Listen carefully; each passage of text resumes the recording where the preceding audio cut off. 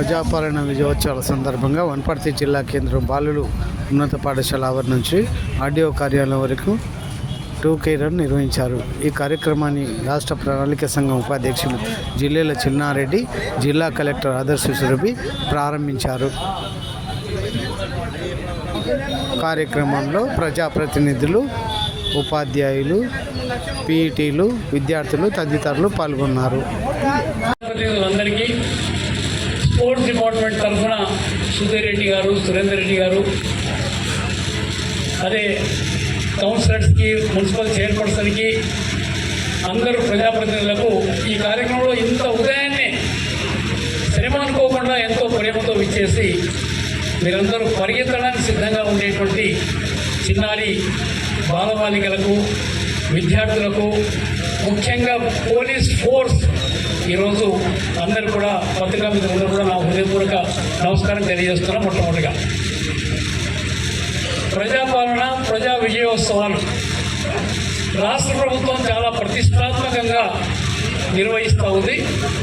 ఈ మధ్యనే వరంగల్లో మహిళల గురించి ఈ సంవత్సర కాలంలో చేసినటువంటి అనేక కార్యక్రమాల గురించి చెప్పుకోవడానికి చాలా గొప్ప బహిరంగ సభ ఏర్పాటు చేయడం జరిగింది వరంగల్. రెండవ సభ మహబూబ్నగర్లో మీరందరూ కూడా చూశారు.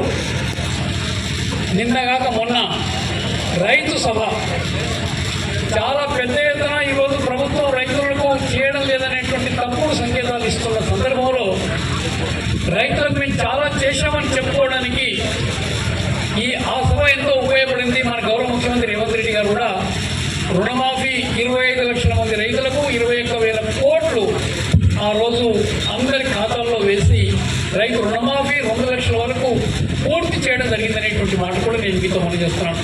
చాలా గొప్ప సభ మహబూబ్నగర్లో మనం చేసుకున్నాం.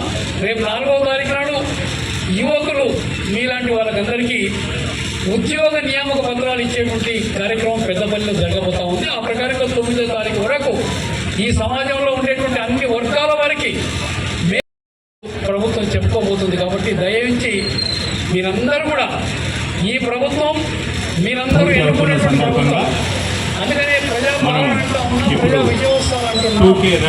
ఆ ప్రకారంగా ఈ కార్యక్రమానికి చేసిన గౌరవనీయులు మన ఆనరబుల్ ప్లానింగ్